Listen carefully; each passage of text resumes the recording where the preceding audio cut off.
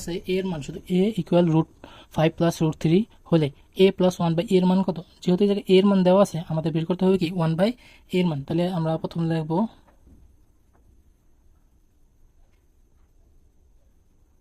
দেওয়া আছে a equal √5 plus √3, ঠিক আছে। সুতরাং 1/a এর মান বের করতে হবে। তো 1/a এর মান বের করতে হবে, 1 এর মান জানি কি দেওয়া আছে আমার √5 প্লাস √3। এই ক্যাটাগরি সবগুলো অঙ্কের ভিতরে যদি নিচে একটা প্লাস থাকে তাহলে এর বিপরীত চিহ্ন দিয়ে গুণ করতে হবে। যদি প্লাস থাকে তাহলে মাইনাস চিহ্ন দিয়ে গুণ করতে হবে উপরে নিয়ে হরলবকে, আর যদি মাইনাস থাকে তাহলে হরলবকে প্লাস দিয়ে গুণ করতে হবে। তাহলে আমি লিখি যে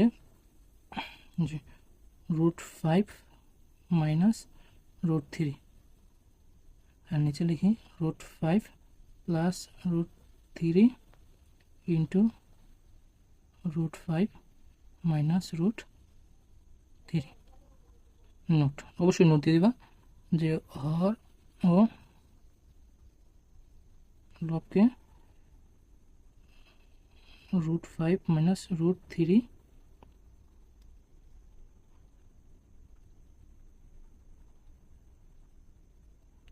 দ্বারা গুণ করা হলো। সেক্ষেত্রে কী হবে যে আমি √5 মাইনাস √3, 1-এর সাথে √5 মাইনাস √3 গুণ করলে তাই হবে।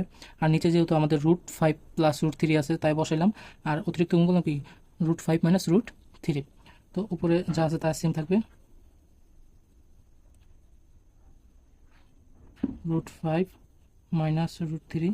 আর নিচে দেখো এই জায়গায় একটা সূত্র পড়ছে, a square minus b square সূত্র হবে a square minus b square equal a plus b into a minus b। এই সূত্রটা প্রয়োগ করা হয়েছে।